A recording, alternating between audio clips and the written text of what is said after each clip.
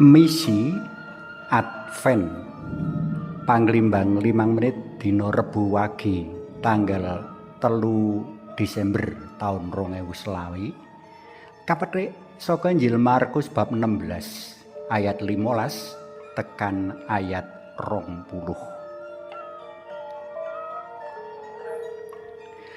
Jroning andon laku menyang kantor esuk mau, pikiranku dikebaki karo pitakonan bab kasalarasan antara ayan misi karo mangsa Advent.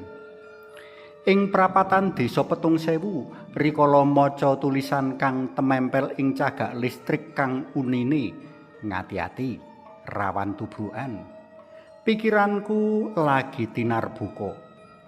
Misi pribadiku saora-orane kudu ngati-ati jroning andon laku amrih slamet lan nyelametake wong liya. Kaslametan dadi barang banget ing pangaji ing sadawaning jaman. Semono uga mangsa Advent ora bisa kapisahake karo ayan misi kaslametan pasamuan suci.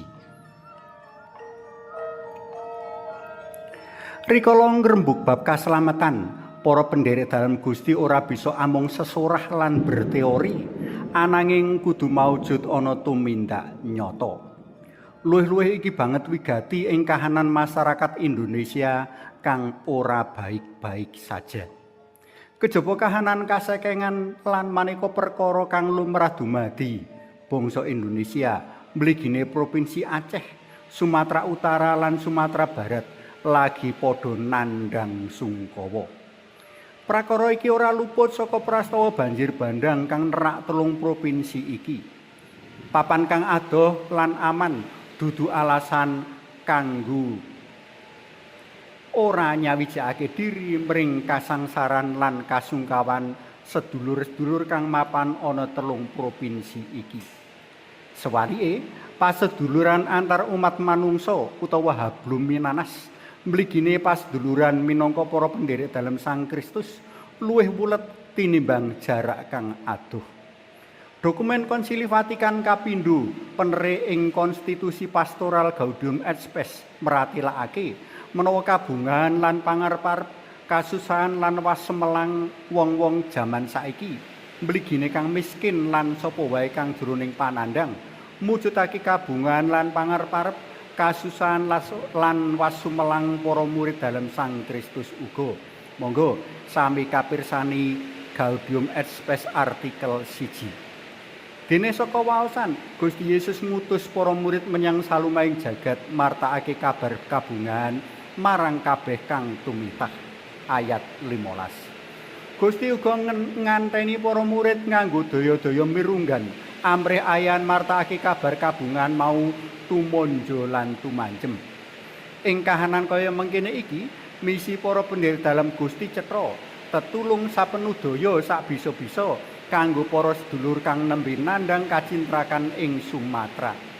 Sumangsih para pendherek dalam Gusti bisa dadi panglipur, paneguh sarta panyemangat kanggo bali ngadeg jejeg nyawang mangsa mangarep. Sumbangsih para pendherek dalem saora-orane uga bisa nyadarake sedulur-sedulur kang ana jroning panandang rumangsa ora kijenan. Isih ana wong liya kang peduli. Luwih saka iku, sedulur-sedulur mau isih sumurup Allah kang uga peduli liwat pribadi-pribadi umat pitayani. Para sedherek pelem kinasih, budhal menyang salumahing bumi. Wartano kabar kabungan marang sadengah kang tumitah. Tegese padha metuwa saka kerangkeng-kerangkeng pikiran ciut kang amung mikirake diri pribadi lan kelompoke dhewe wae. Nanging ayo padha ngenerake pikiran marang kacintrakane para sedulur kurban bencana Sumatera, nyawijake ati sarta lung tinulung ngedekake semangat kanggo bisa bali ngadeg jejeg nata urip salebara prastawa bebendu. Mligine mapakriyaya Natal kanthi kebak ing kabungan. Suwawi sami munjuk.